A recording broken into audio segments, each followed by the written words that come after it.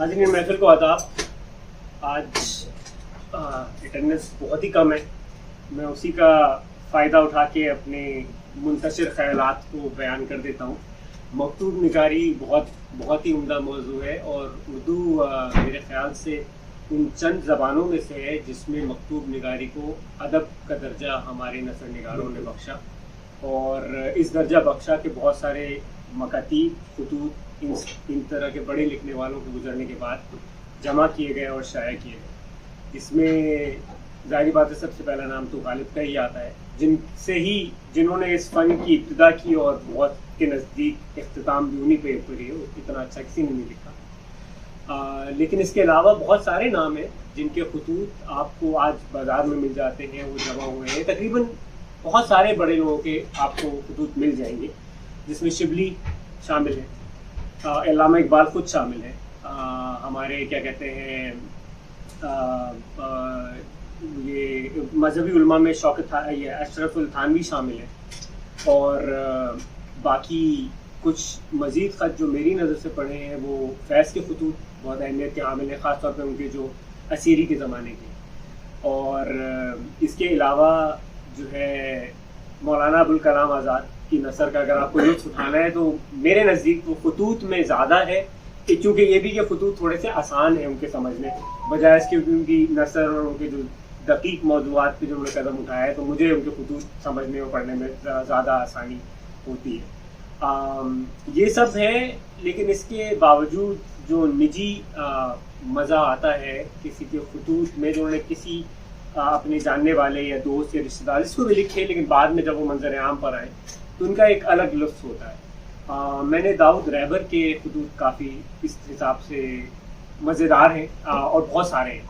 वो 40-50-60 बरस अमेरिका में रहे और वो यहाँ बैठ के पाकिस्तान की अदबी दुनिया से पूरी तरह कनेक्टेड थे, तो वो अक्सर हर बड़े आदमी को उन्होंने ख़त लिखे हैं, उनसे जवाबात भी मौसूल में सब। इसको ज़ाहिर बात है नसर का एक नमूना है, तो नसर की एक सिंफ है, लेकिन सबको ये कमाल हासिल नहीं होता कि उनके खतूत को अदब का दर्जा दिया जाए। लेकिन एक है शख्सियत जो शायद मेरे नज़दीक ज़्यादा अपने खतूत की वजह से ही जानी गई हमारे यहाँ, वो है चौधरी मोहम्मद अली रुदोलवी। और अच्छे अदीब थे, बहुत सुस्ता ज़बान, वो अपना यूपी का कहना चाहिए एक जो ख़ास अंदाज़ बामहावर उर्दू बोलने में भी लिखने में भी, लेकिन उनको एज अ अदीब लोग कम जानते हैं। उनकी जो ज़्यादा शोहरत कायम रह गई वो उनके वो खतूत हैं जो उनकी बेटी हुरमा ने शाया की। रुदोलवी साहब जो है वो पाकिस्तान नहीं आए, इनका इंडिया में ही इंतकाल हो गया था, 1959 में इंतकाल हुआ है। पैदाइश गालिबन 1882 की थी। और एक इंटरेस्टिंग टिडबिट ये है कि जिसके नाम ज़्यादातर ये खतूत हैं, हुमा बेगम जिसके नाम से ख़त लिखते हैं ज़्यादातर, और ख़त का सिलसिला उन्होंने 1931 से शुरू किया था और 1959 तक जारी रहा। ये हुमा बेगम जो है वो रज़ा काज़िम की वालिदा हैं। रज़ा काज़िम जो हमारे लाहौर में संजान नगर के म्यूज़िक इंस्टीट्यूट, अब तो माशाल्लाह वो भी 90s के उसमें है की उम्र में, तो अल्लाह उन्हें सलामत रखे। उनका भी खैर काफ़ी काम है ख़ास तौर पे आर्ट की दुनिया में। तो मैं आज अच्छा, एक और इंटरेस्टिंग टिडबिट ये है कि ये कहना बिल्कुल गलत नहीं होगा कि नसर से जो कहना चाहिए, नसर की में जो लुत्फ़ है और जो चाशनी है उसमें मोहम्मद रुदोलवी साहब का ये हाथ है कि ज़िया साहब ने जो इनका एक ख़त पढ़ा है, एक ही ख़त पढ़ा है, वो मुझे इस कदर पसंद आया और इस कदर भाया कि जब से ही समझे एक तरह से नसर का थोड़ा सा एक ज़ौक़ पैदा हुआ। और ये वही मशहूर ज़माना ख़त है जिसका मैं थोड़ा सा इक़्तिबास सुना देता हूँ, आप लोगों की नज़र से गुजरा ही होगा। ये इन्होंने अपनी बेटी हुमा के नाम ही लिखा था, 1949 में, पार्टीशन के बाद की बात है। नमाज के बाद बारगाहे खुदा में अर्ज करता हूँ कि बारे इलाही ईमान दे। अल्लाह मियाँ फरमाते हैं कि हमारा काम ही है ईमान बख्शना, मगर तुम खुद अपने दिल में ढूंढो ये तलब तुम्हारी सादिक है। मैं अर्ज करता हूँ मेरे मालिक, मेरी तमन्ना ईमान की रोशनी से सीना जगमग जगमग करने लगे, जी से मालूम होती है। वहां से इरशाद होता है, हाँ हाँ ये तो ठीक है, मगर गौर करो तुमने जवानी में बहुत सी औरतों को जाना, भला ईमान से कहो इस बेताबी तड़प शौक का कुछ साहिबा भी हमारी तलाश में पाते हो? मैं अर्ज करता हूँ जी नहीं, उस तरह की तड़प बेचैनी तो नहीं पाता। एक दूसरी तरह की ख्वाहिश जरूर है, وہ فرماتے ہیں ہم تمہارے دل کا حال تم سے بہتر سمجھتے ہیں. یہ خواہش جو تم محسوس کرتے ہو تو یہ ہماری محبت کی وجہ سے نہیں بلکہ بوڑھے ہو گئے ہو. عورت منہ نہیں لگاتی, طاقت جواب دے رہی ہے, موت گھڑی گھور رہی ہے, اس لیے اس طرح کے خیالات دل میں پاتے ہو. میں عرض کرتا ہوں بارہ الہی اب تیرے سمجھانے سے سمجھ میں آتا ہے واقعی تیری خواہش انہی مجبوریوں سے ہوگی, مگر ہے تو جوانی میں نہ صحیح بڑھاپے میں صحیح, مگر اب تو ہے. اسی کا خیال فرما کر رحم کر اور دے دے دولت ایمان. تو یہ تھا وہ خط جو اقتباس جو ضیاء صاحب نے پڑھا تھا غالباً لیٹ 90s 80s میں, ان کی شروع کی ریکارڈنگ میں سے, جس کی وجہ سے بہرحال میں رودولی صاحب سے واقف ہوا اور پھر ان کا مجموعہ جو ہے وہ میں نے حاصل کیا. ان کی ایک کتاب مذہب کے اوپر ہے, اگین بہت زیادہ لوگ واقف نہیں ہیں, وہ بس ہماری لائبریریوں میں کہیں دبی رہ گئی. ایک دوسری کتاب ہے کشکول کے نام کی, اور زیادہ جو ان کی شہرت ملی ہوں گے خط کی وجہ سے ملی. میں بس اپنی بات ختم کروں گا, ایک چھوٹا سا نمونہ اور پیش کر دیتا ہوں تاکہ آپ کو تھوڑا سا اندازہ ہو جائے کہ بامحاورہ اردو جو کہ خیر ہم تو لکھنے سے قاصر ہیں لیکن اب تو پڑھنے میں بھی خال خالی آتی ہے. ایک اور خط ہے 1948 کا. ہما پیاری دعائیں قبول فرماؤ, تمہارے بڑے اچھے خطوط آتے ہیں جن سے آنکھیں ٹھنڈی اور دل سکون پذیر ہوتا ہے, اور میں پوسٹ کارڈ پر لکھ کر سمجھتا ہوں کہ کوئی بڑا پالا مار لیا ہے. میں زندہ ہوں اور تقریباً ویسا ہی ہوں جیسا تم دیکھ گئی تھی, مگر احساس جواب دے گئے ہیں. یہ عارضہ بہت پرانا ہے. خالی ناطاقتی نے طاقت پائی ہے. کام سے ہمیشہ جی چراتا تھا, اب تو چور سزا یافتہ ہو گیا ہوں. کوئی کام سوا تم لوگوں کو خط لکھنے یا اس کا جواب دینے کے اور نہیں رہتا. الن کے خط کے بعد پاکستان سے کوئی خط نہیں آیا. میں اپنی بات بس یہیں ختم کروں گا اور انشاءاللہ بس یہ بات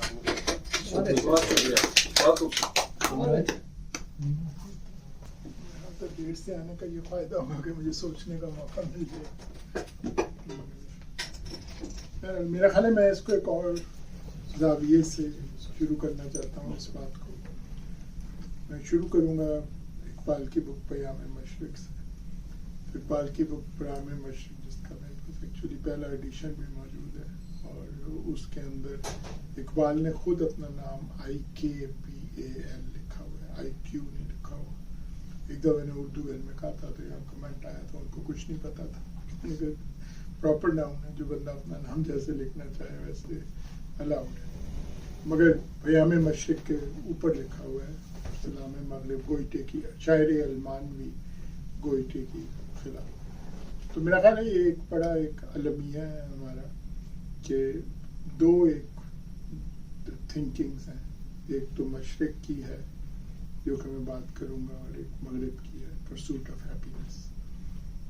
اور المیہ یہ ہے کہ ہم لوگ ایک اور معاشرے سے آتے ہیں مگر ہم ایک اور معاشرے میں ڈھلنے کی کوشش کرتے ہیں.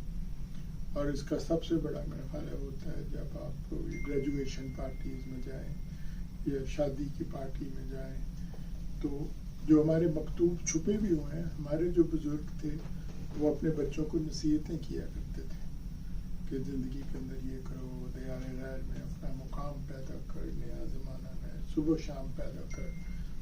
اور یہاں جو ہے پرسوٹ آف ہیپینس کہہ لیں یا کچھ بھی کہہ لیں, یہاں سمجھتے ہیں کہ لوگوں کو ہنسانا جو ہے ایک بڑی اہم کام ہے گریجویشن پارٹی کا. You want to make joke, تو جو کہ میرے خیال میں ایک کافی سیڈ سچویشن ہے, کیونکہ ہمارا تو یہ زبان نہیں ہے, ہمارا یہ کلچر نہیں ہے, ہم ان کے ساتھ اپنے مزاح شیئر نہیں کر سکتے.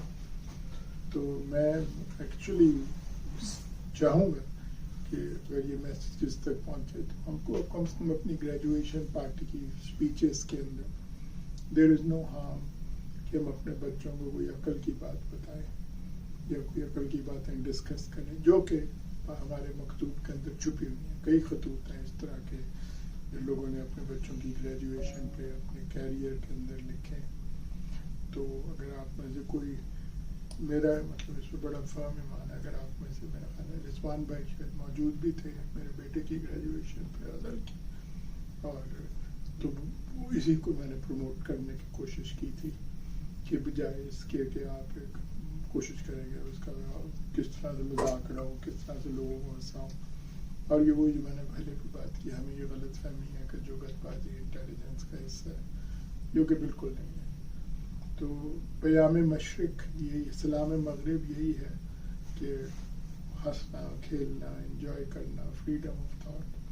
تو اقبال نے اس کو بڑے خوبصورت طریقے سے پیام مشرق لکھا ہے. مشرق جو ہے وہ ہمیشہ سے ہی سوبر لوگوں کا دانش کا منبع ہے، اور بجائے اس کے کہ ہم اپنے چھوڑ کے جو ہمارے پرکھوں کی نشانیاں ہیں کوشش کریں گے ہم بھی لوگوں کو ہنسا کے خوش ہوں. یہ میرا خیال ہے میں نے سوچا تھا میں یہ پوائنٹ آج کی اس میں اٹھاؤں گا. اور باقی یہ کہ زیادہ تر میرا، کیونکہ میں نے پہلے ہی بتایا تھا میں نے اردو میں بھی بیچلرس کیا ہوا ہے اور ڈاکٹر معین کے ساتھ کیا ہوا ہے، ڈاکٹر معین الرحمان کے ساتھ، جن کا غالب کے خطوط کے اوپر بہت کام ہے. تو ان کے ساتھ ڈسکشنز بھی ہوتی رہتی تھی اور خوبیاں کیا ہے زبان کی اور کیسے. مگر میرا خیال ہے ایک جو بہت بڑا خاصہ ہے ہمارے مشرق اس چیز کے اندر، جو آپ نے بھی سنایا کہ ہمارے خطوط ہماری کمیونیکیشنز میں حکمت چھپی ہوتی ہے، جبکہ مغرب کے اندر آپ گریجویشن اسپیچز ہی دیکھ لیں تو میرا نہیں خیال کہ کوئی تک بنتا ہے کہ ہم کوشش کریں کہ لوگ اب ہنسیں اور تالیاں بجائیں ہماری گریجویشن اسپیچز میں. It can be very serious minded, اور یہی ہماری روایت رہی ہے. یہی شبلی نعمانی نے بھی لکھا ہے، اقبال نے بھی جب لکھا ہے اپنے بچوں کے نام خط، تو یہ ایک بڑا کلیئر ایک فیکٹر ہے کہ ان کا اصلی مقصد یہ تھا کہ وہ کچھ نہ کوئی تاریخی ڈاکومنٹ لکھ رہے تھے. اور یہ ڈاکٹر معین بھی کہتے تھے بلکہ غالب کے بارے میں کہ غالب نے بھی پہلے خطوط لکھے ہیں جب ان کو پتا تھا کہ یہ چھپ نہیں رہے. ان کی ایک اور طرز ہے. مگر ایک دفعہ غالب کے خطوط چھپ گئے تو پھر کہتے ہیں جو انہوں نے خطوط لکھے ہیں انہوں نے اسی طرح سے لکھے ہیں کہ کل انہوں نے چھپ جانا ہے اور یہ تاریخ کا حصہ ہوں گے. تو بس میرے یہی 2 سینٹ ہیں کہ میں تو بہت اسٹرانگلی کہوں گا کہ ہم کو بھی اپنی کم از کم گریجویشن اسپیچز کے اندر، اول تو میرے خیال میں جو میرج کے وقت بھی اسپیچز ہوتی ہیں اس کے اندر بھی کوئی ضرورت نہیں ہے بھونڈا سا مذاق کرنے کی یا چسپاں کر کے مذاق کسی انگریزی جوک کو اردو جوک کو انگلش میں کرنے کی ایبسلیوٹلی کوئی نیڈ نہیں ہے. زندگی کے ایسے مائل سٹونز کے اوپر آپ حکمت کی باتیں کر سکتے ہیں، بلکہ وہ بڑا اچھا موقع ہے کہ کرنی چاہیے، بجائے اس کے کہ آپ ایک رینڈم سی ٹوٹلی ان ریلیٹڈ جن کے ساتھ ہم ریلیٹ بھی نہیں کر سکتے میجورٹی آف دا کراؤڈ ان تقریروں کے ساتھ.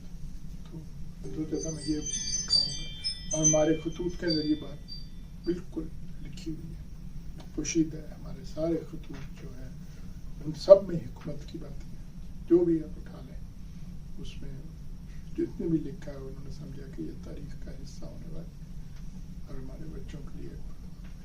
تو میرا خیال ہے اس روایت کو دوبارہ زندہ کرنے کی ضرورت ہے ہمیں اپنے کلچر کے اندر بھی.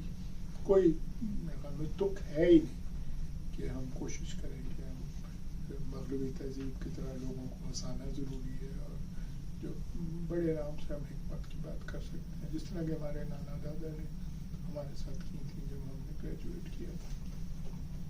تو بس یہ چھوٹی سی بات. بہت شکریہ. بہت شکریہ.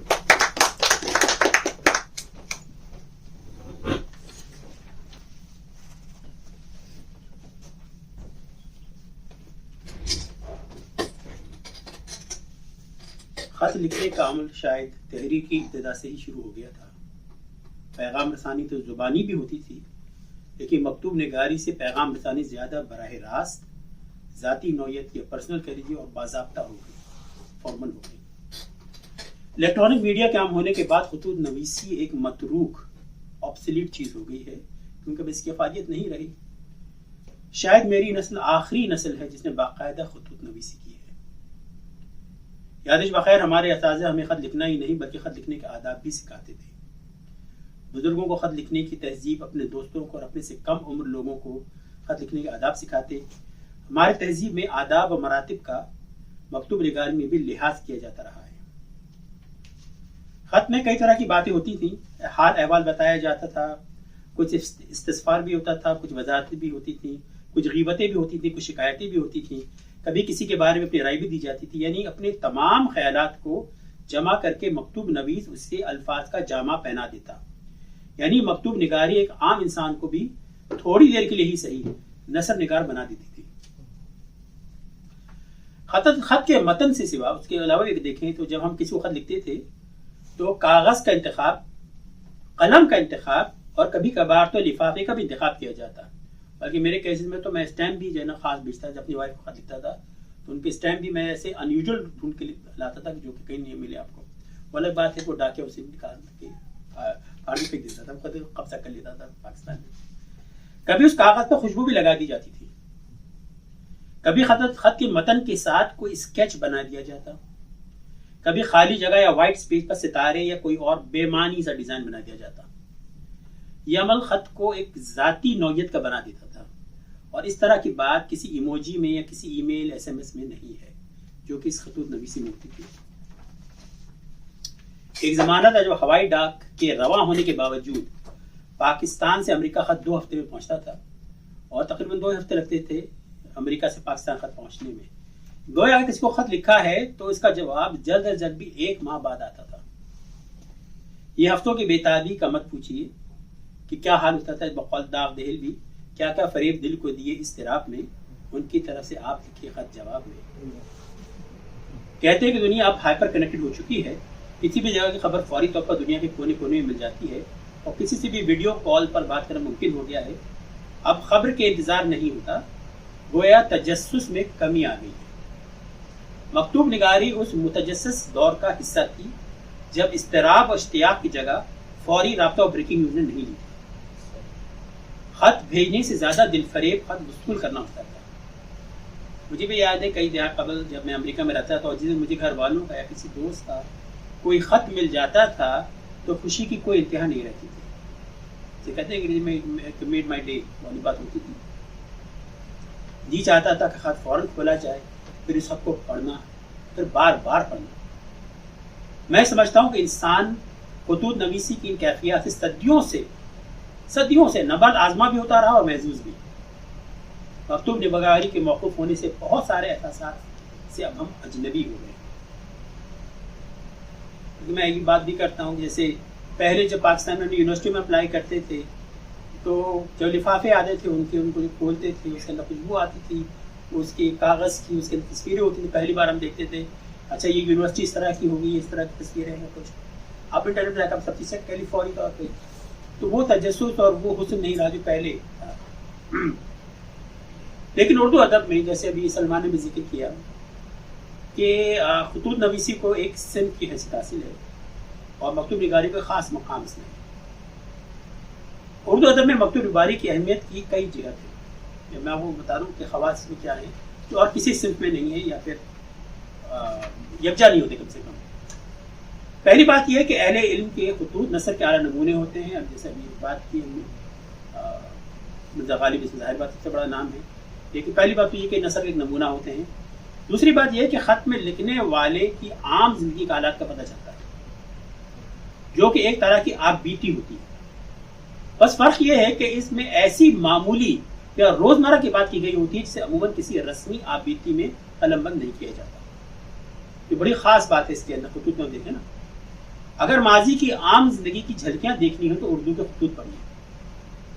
عام زندگی میں غالب نے تو اپنے خطوط میں 1857 کی جو دلی میں تباہی ہوئی تھی اس کی بھی آنکھوں دیکھا حال انہوں نے لکھا ہے. تو یہ آپ کو جھلکیاں پر نظر آتی ہیں کہ کیا تھا آپ کو. تیسری بات نوٹ کرنے کی یہ ہے کہ مکتوب نگاری کے صرف میں کچھ مضمون نگاری بھی آ جاتی ہے.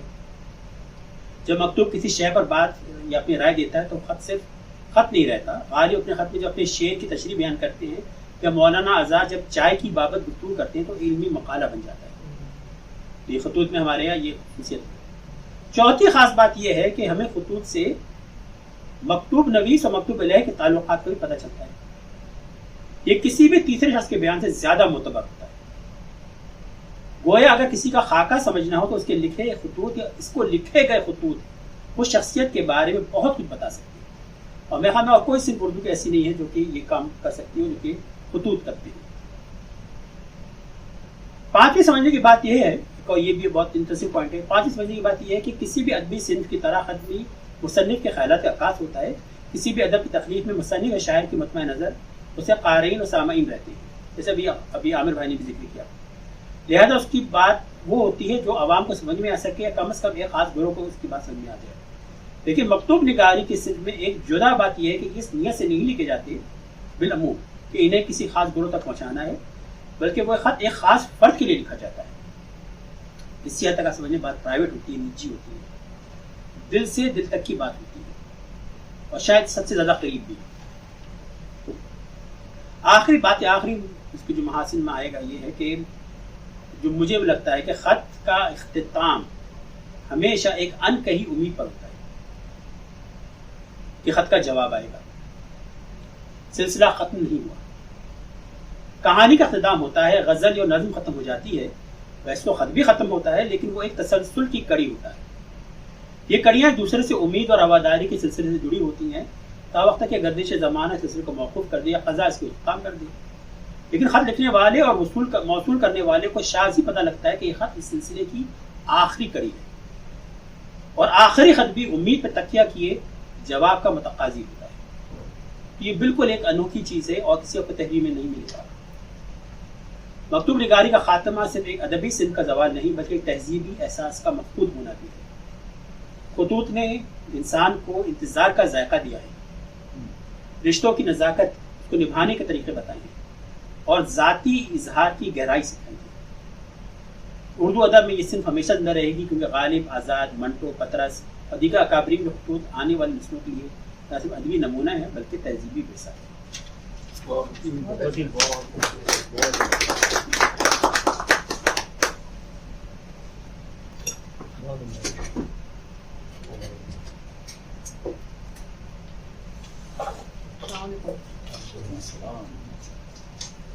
خطوط کا موضوع ایسا موضوع ہے کہ میں آپ کو بتاتی ہوں کہ کس طرح میں نے سوچا کہ کرنا چاہیے. میں اے آئی میں کام کرتی ہوں اور اے آئی میں کہتے ہیں کہ اب وہ ایسی چیزیں جو اگر آپ اے آئی کو کہیں کہ رائٹر کور لیٹر، وہ پھٹ سے آپ کو کور لیٹر لکھ کے دے دیتا ہے. اگر آپ کو سی وی بنانے کا کہیں تو وہ ایک دم سے آپ کو کسی بھی زبان میں، نہ صرف اردو میں بلکہ انگریزی، کسی بھی زبان میں 150 زبانوں میں بنا کے دے دیتا ہے. اور اس کے اوپر ڈبیٹ ہو رہی تھی کہ جب اے آئی سب یہ کام کر سکتا ہے کیا رائٹنگ سکلز یا لیٹر رائٹنگ سکلز کی کوئی وقت رہے گی یا نہیں. اور اگر آپ اے آئی کے تمام بڑے جو نام ہیں اس وقت سب کا یہ مجموعی خیال ہے کہ انفیکٹ کم نہیں ہوگی، جو یہ رائٹنگ اسکل ہے خاص طور پہ خط رائٹنگ، یہ اور زیادہ ہیومن رائٹنگ جو ہے وہ اور زیادہ نایاب ہو جائے گی، اور کیونکہ نایاب ہوگی دیر فور اس کے پیسے بھی زیادہ ہیں. تو جو اسکلز جو ہمیں جو خطرہ ہے نا کہ اے آئی رائٹنگ اسکلز لے گیا تو اس کی ویلیو نہیں رہے گی، لیکن ہیومن رائٹنگ کی ہمیشہ ویلیو. میں نے ادھر آنے سے پہلے ایک تجربہ کر کے دیکھا اور میں بھی آپ سے کہوں گی کہ آپ کر کے دیکھیں. آپ گوگل کو انسٹرکٹ کریں کہ غالب کی طرح ایک خط لکھ کے دو، اور وہ کیا کرتا ہے کہ وہ کٹ پیسٹ کر کے آپ کو ایک بہت اچھا خط لکھ کے دے دیتا ہے. تو میں آپ کو ایک گوگل کا غالب کا خط سنوں، ٹھیک ہے، لیکن وہ بیسکلی اس نے کٹ پیسٹ کر کے دیا. غالب پہ لکھا ہوا یا غالب کو لکھا گیا؟ غالب کی طرز میں لکھا ہوا گوگل نے. لیکن ختم اسی کی بات میرے نزدیک کہ آپ نے جیسے صاحب بہت ہی صحیح کہ ہم لوگ آخری جنریشن ہے جس نے خط شاید خود اپنے ہاتھ سے. میں نے آخری جو اپنے خط لکھا شاید 15 16 17 سال کی عمر میں. میری پھپھو جو میرٹھ سے آئی تھیں، وہ 1970 میں آئی تھیں، ان کی ایک بیٹی ادھر رہ گئی تھی، ان کو خط لکھتی تھی. اقبال آپا کو خط لکھتی تھی.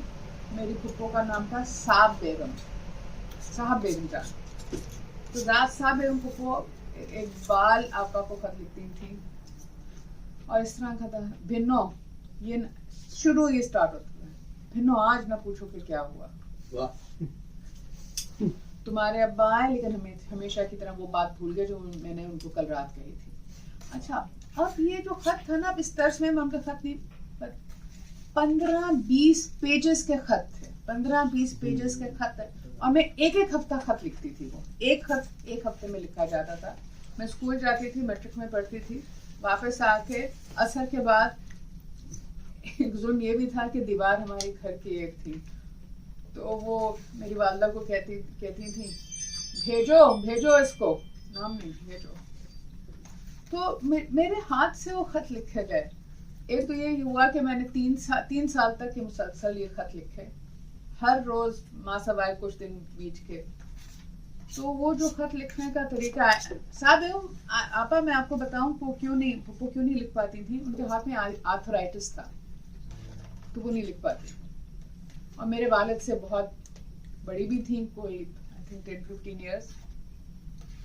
सो वो जो तजुर्बा हुआ, मैंने ये देखा कि ना मेरे किसी भांजे भांजी बच्चे किसी को भी वो तजुर्बा जो मैंने ये देखा, या मैं आखिरी अपनी नस्ल में हूँ शायद जो मैंने वो तजुर्बा देखा। तो मुझे इससे ख्याल आया कि एक तो क्या इसकी वैल्यू कोई रहेगी, आई थिंक बिल्कुल रहेगी, क्योंकि वो वक्त का अक्कास है। वो अक्कासी करते हैं उस वक्त की, उस दिन की, कि जब ये ना पूछो कि क्या हुआ कि दर्जी ने कपड़े शायद सही नहीं दिए, या रहीमा नापा आई थी और उन्होंने चने की दाल का हलवा ज्यादा कस दिया था, या हलीम में सही, इस तरह की खबरें थी। और उधर से जब इकबाल आपा के यहाँ से खत आता था मेरठ से, वो भी इस किस्म का खत था। अभी भी मेरे कजन्स बुलंदशहर में रहते हैं, अभी भी बरेली में रहते हैं, बट हमारे में अब खतो किताबत नहीं होती, अब वीडियो कॉल होती है। तो वो जो कुछ वो लॉस्ट हो गया है। और ये जो खत हमारे पास गालिब के, शिबली के, फैज के जो खत हैं, उर्दू जबान में अब नसर लिखी जा रही है, अब पोइट्री लिखी जा रही है, अब किताबें लिखी, अफसाने लिखे जा रहे हैं, बट अब खत नहीं लिखे जा रहे। ये अब सिलसिला खत्म हो गया। जो इस वक्त हमारे पास खतूत हैं इस तरह के, अब यही हैं और यही हमारा असासा है। तो मैं सिर्फ दो, ज्यादा नहीं, मैं 2 लाइनें एक खत की, गालिब के खत की पढ़ूंगी, और 2 लाइनें एक और खत की पढ़ूंगी। गालिब साहब जो अपने शागिर्द और बहुत अजीज थे, उनको हर गोपाल तफ्ता के नाम खत लिखते हैं, और देखिए किस दिलचस्प अंदाज से उनको एड्रेस करते हैं। महाराज, आपका मेहरबानी नामा पहुंचा। दिल मेरा घरचे खुश ना हुआ, लेकिन नाखुश भी ना रहा। बहरहाल मुझको के नालायक और जलील तरीन खलायक को अपना दुआ गो समझते रहो। क्या करूं, अपना शेवा तर्क नहीं कर सकता। वो रविश हिंदुस्तानी फारसी लिखने वालों की मुझको नहीं आती कि बिल्कुल भाटों की तरह बकना शुरू कर दूं। मेरे कसीदे देखो, तशबीब के शेर बहुत पाओगे और मज़ा के शेर कमतर। नसर में भी यही हाल है। बस तुम इसको बर्दाश्त करते रहो कि हम इसी तरह हैं। इस में उन्होंने इतनी बात कर दी इस पैराग्राफ में, और ये सिर्फ एक और पैराग्राफ का इसमें है कि हमें बिल्कुल अंदाजा हो गया कि इनकी रिलेशनशिप किस तरह की है। और गालिब को कोई, और ये तो बहुत अच्छे कुछ लफ्ज थे, अगर आप उनके और भी मुलाहिजा फरमाएं, उनके खत हैं, बहुत खुल के बात करते हैं, और आई थिंक बहुत जबरदस्त वो तरीका। मैं सिर्फ ये पढ़ना चाह रही थी, और एक मैं आपको पढ़कर सुनाऊंगी, एक बहुत खूबसूरत खत जो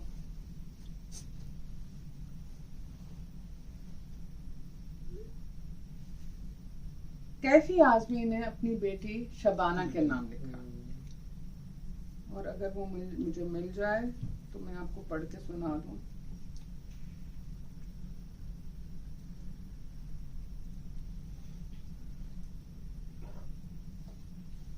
वो तो नहीं, कहीं गुम हो गया। मैं फैज का खत जो अपनी बेगम फैज के नाम लिखा उन्होंने। बस चंद घंटे और फिर ये बरस खत्म हो जाएगा। ये दिन भी वैसे ही है जैसे सारे दिन गुजर गए। दुआ करो कि नया साल हमारे लिए, हमारे बच्चों के लिए और इंसानियत के लिए अमन का पैगाम लाए। किसी ने हमें हीरो कहा, और वो भी पढ़ के मुझे बहुत हंसी आई। मेरी जान, तुम जानती हो कि यहाँ कोई हीरो नहीं है, बस एक आदमी है जो सिर्फ अपने मकसद को साबित रखना चाहता है। जेल की दीवार के पार देखता हूँ तो लगता है कि यहाँ भी कोई फूल खिलता है जो सूरज के सामने अपना सीना तान के खड़ा है। कल सुबह चांद के लिए कोई परिंदा चहकेगा और मेरे दिल में एक झिलमिल सी होगी, मगर चंद ही दिनों में ये जादू टूट जाएगा। मौसम मनहूस है मगर हमेशा के लिए नहीं। बरसात गुजर जाएगी, दिन फिर से रोशन होगा और ये साया कभी दोबारा लौट कर नहीं आएगा। हर गुजरता दिन दिल के दर्द को हल्का करता जाता है। बस चंद रोज और मेरी जान पकड़ जाएगी। ये एक रियल लेटर है, फैज ने एलिस के नाम लिखा। मुझे बहुत खुशी हुई सुन के कि रिजवान साहब ने अपनी बेगम का नाम लिखा लेटर। ये चीज़ और ये एहसास कि अब ये लेटर्स और नहीं लिखे जाते हैं, ये शायद अब किसी और, जैसे आमिर साहब ने कहा ग्रेजुएशन के ऊपर, शादी के ऊपर, मैंने अपने भाई की शादी पे सहरा लिखा जाता था। अब सहरा कहाँ लिखा जाता है? मुझे उसका इनाम 1000 रुपए मिला था आज से 20 साल पहले। जब सहरा लिखा जाता तो इनाम भी मिलता है। तो ये चीजें अब नायाब होती जा रही हैं। क्या होती जा रही है? हो गई बेईमानी और बेवजन से लिखे जाते हैं। लेकिन आई थिंक कि मुझे बहुत अफसोस है कि मैंने जो खत अपने हाथ से लिखे, अब मेरा कोई बच्चा, मेरा भांजा, मेरे भतीजे कोई भी नहीं लिखेगा। और बहुत शुक्रिया उर्दू घर का कि आपने ये तकरीब की खतनवीसी के नाम। बहुत बिलाल भाई।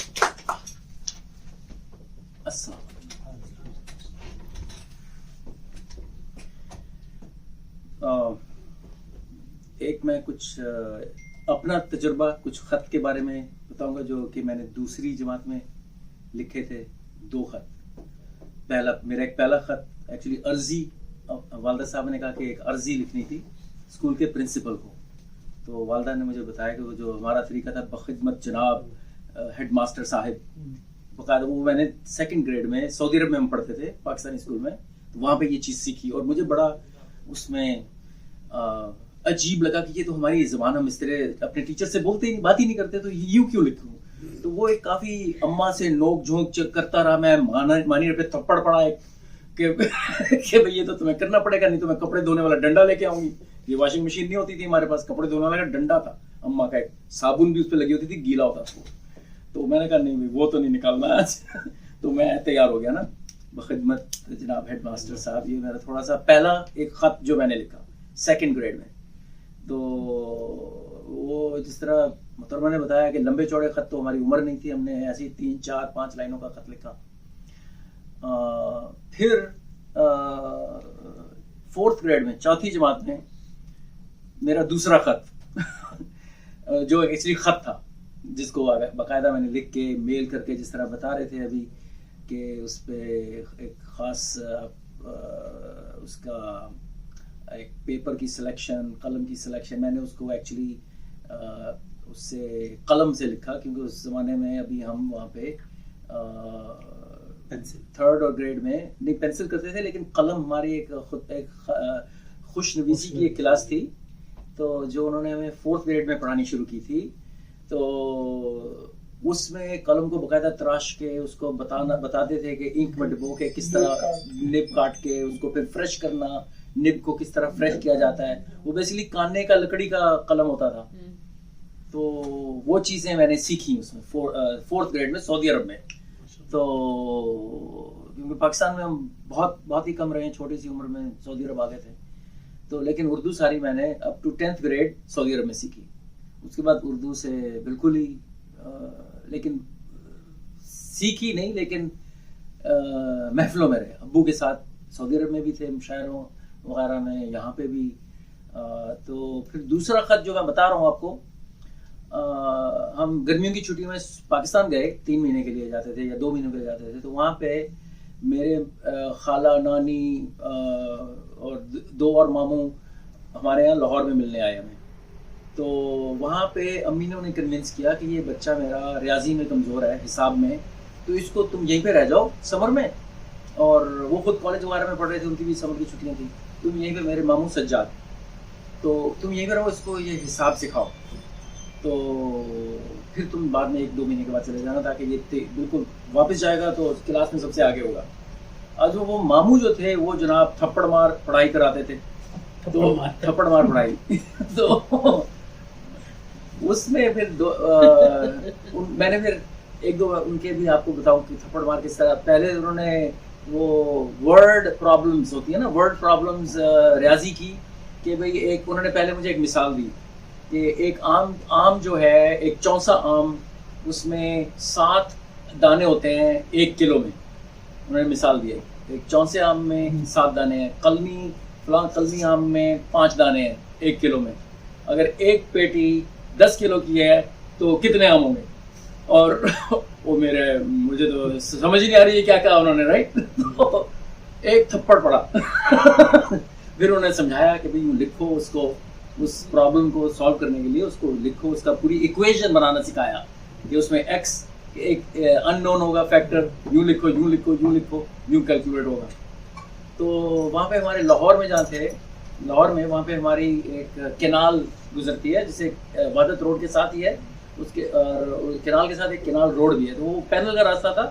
ہم گرمیوں میں وہاں پہ BRB نہر ہے ایک مشہور، جس پہ ایکچولی انڈیا نے اس کے دوسری طرف تک 65 میں قبضہ کر لیا تھا، پھر پاکستانی فوجوں نے پش کر کے ان کو واپس انڈیا میں بھگایا تھا. تو اس نہر میں ہم تیرنے اور ٹھنڈک محسوس کرنے کے لیے جاتے تھے اور آم لے کے جاتے تھے. آم کو ہم اس میں ڈراپ کر دیتے تھے پانی میں، ٹھنڈے ہو جاتے تھے، پھر اس کے بعد اس کو کھاتے تھے.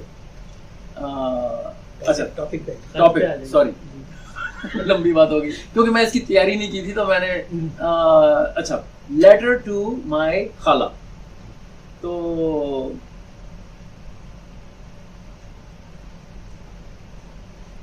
ان کو میں نے 1-2 پھر انہیں خالہ جان،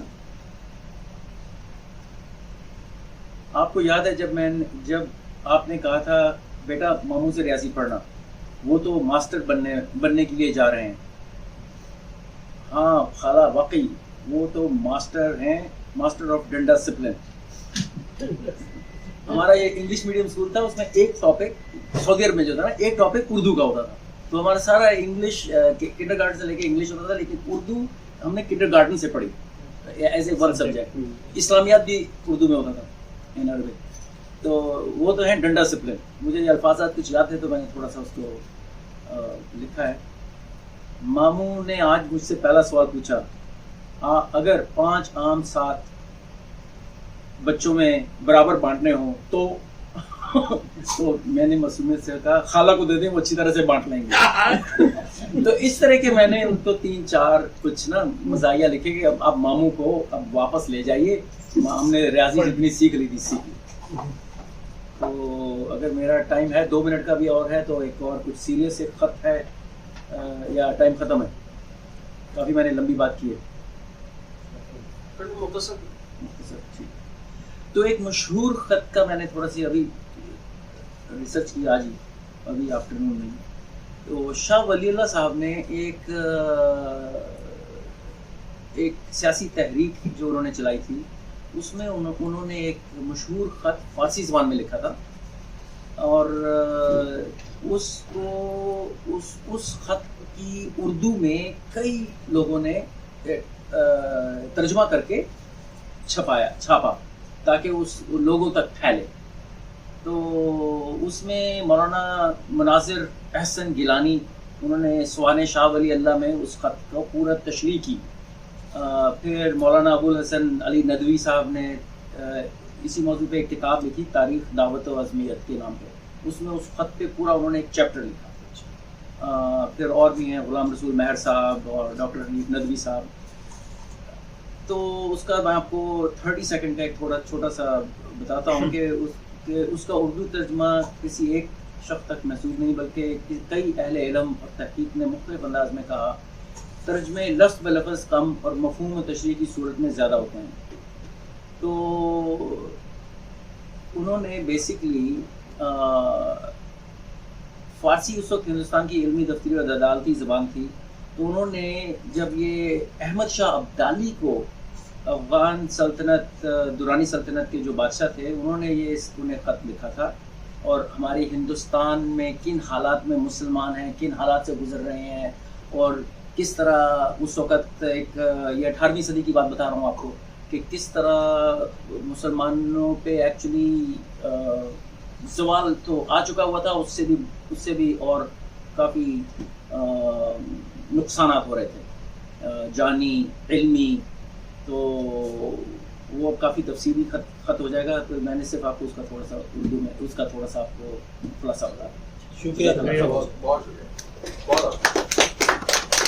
آپ کچھ کھانے خالہ کو خط لکھا ہوا اس طرح, نانی کو آخری خط نانی کو لکھا تھا 2003. اس کو تبصرہ یہ ملا تھا مجھے کیونکہ میں پڑھتا تھا سوشل میڈیا میں, خط لکھنے کو کہا تھا, تبصرہ کرنے کو نہیں کہ مشرق کا فلسفہ یہ ہے اور مغرب کا فلسفہ یہ ہے. تو وہ تو ایک مجبور ہے نا, آدمی اپنی افتاد طبع سے مجبور ہوتا ہے. وہ جس چیز کو دیکھتا ہے وہ اسی نظر سے دیکھتا ہے. آپ دیکھیں گے بلال بھائی الگ نظر سے دیکھیں گے, سلمان دیکھیں گے وہ الگ ادبی نظر سے دیکھیں گے, میں دیکھوں گا تو الگ ایک تاریخی اور فلسفیانہ نظر سے. خیر بات ہے. السلام علیکم.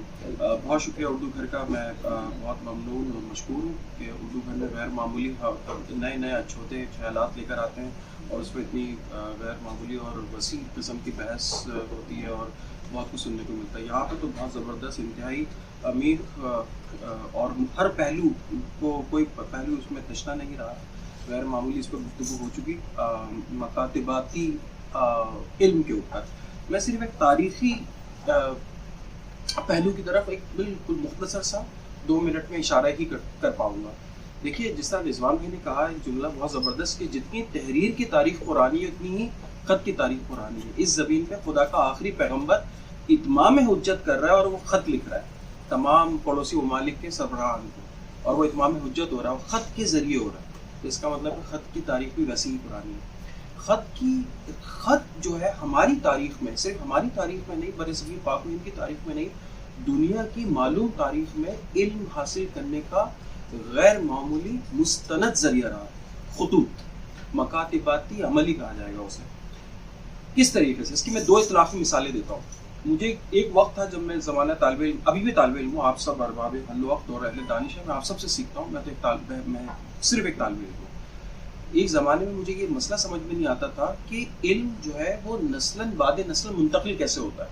تو کسی نے مجھے مشورہ دیا, وہ کتاب اگر آپ لوگ پڑھ چکے ہیں تو بہت زبردست ایک دفعہ اور پڑھ لیجیے گا, جو آپ کو علمی لذت محسوس ہوگی نا, اور وہ عہدہ جو آپ پہ کھلے گا وہ آپ حیران رہ جائیں گے. اور وہ کتاب ہے, وہ 2 بڑے لوگوں کے درمیان وہ خطوط ہیں, صرف وہ دونوں کے درمیان خطوط نویسی ہوئی تھی, اور وہ خطوط کے ذریعے ان دونوں نے علمی گفتگو کی تھی, اور کس طرح انہوں نے مختلف فنی پہلوؤں پر گفتگو کی تھی. میں اس کی ایک مثال دیتا ہوں. اس کتاب کا نام ہے یہ پہلی مثال دے رہا ہوں اطلاقی, سنت کی آئینی حیثیت. یہ ہمارا تاریخی پہلو ہے, خطوط کس طرح خطوط نے علم کو آگے بڑھایا ہے, کس طرح خط لکھنا علم کو آگے بڑھانے کا ذریعہ بنا ہے.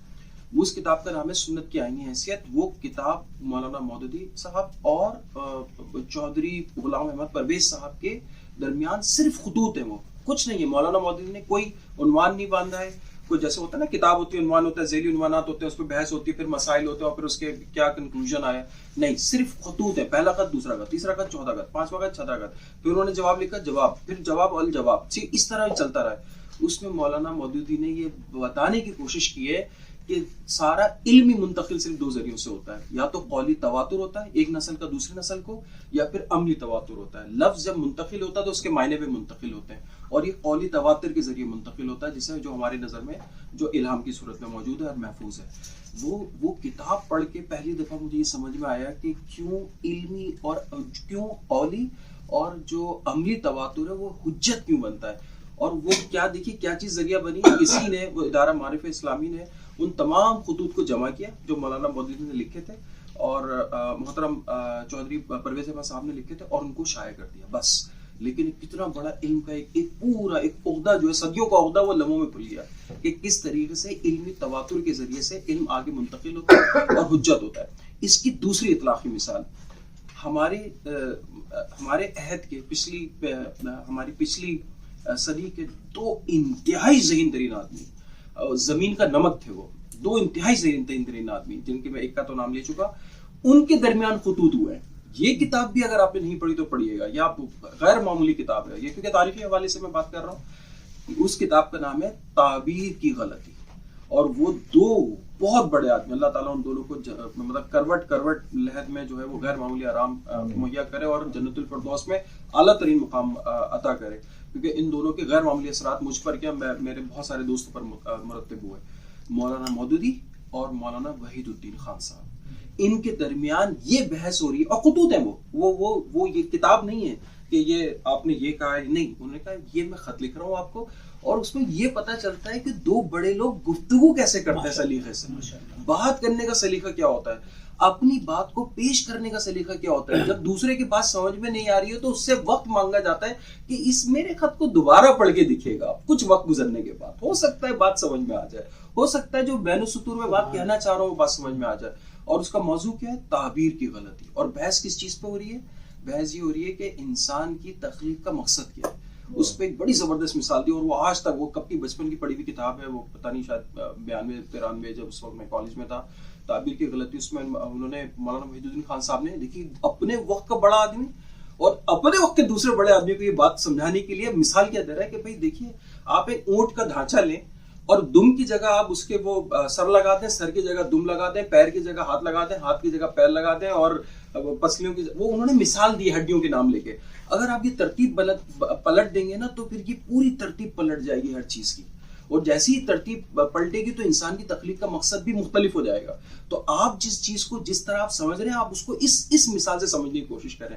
یہ مثال ایسی میری زندگی میں مطلب میرے ذہن میں پیوست ہو گئی کہ آپ ترتیب نہیں پلٹ سکتے کبھی کسی چیز کی, کسی علم کے اندر آپ ترتیب نہیں پلٹ سکتے, کسی عمل میں نہیں کر سکتے, کسی پروسیس میں نہیں کر سکتے, کسی بھی معاملے میں آپ کو ہر چیز جو ہے بتدریج اس کی ترتیب میں عمل دینا ہے, تو فطرت آپ کے ساتھ کھڑی ہوگی ورنہ نہیں کھڑی ہوگی. دیکھیں یہ چیز کس سے سیکھی, دو بڑے لوگوں کے درمیان خطوط کی وجہ سے سیکھی. دو بڑے لوگ, یہ دو کتابیں, خطوط کے اوپر آج بات ہوئی تو یہ دو کتابیں ایک دم میرے ذہن میں آ گئی. میں تیاری کر کے نہیں آیا تھا, میں پھر ونس اگین اگر کوئی بات میں بے ربط ہو تو میں معافی چاہتا ہوں, لیکن بہت شکریہ اردو گھر کا, آپ سب احباب کا, سب نے غیر معمولی اس کے اوپر گفتگو کی, اور اللہ تعالیٰ اردو گھر کو بہت جو ہے اس میں برکت عطا کرے. آپ اسی طرح نئے نئے خیالات, فلسفے سے منسلک خیالات لاتے رہیں, انشاءاللہ ہم اس کے اندر ضرور حاضر ہوتے رہیں گے سننے کے لیے.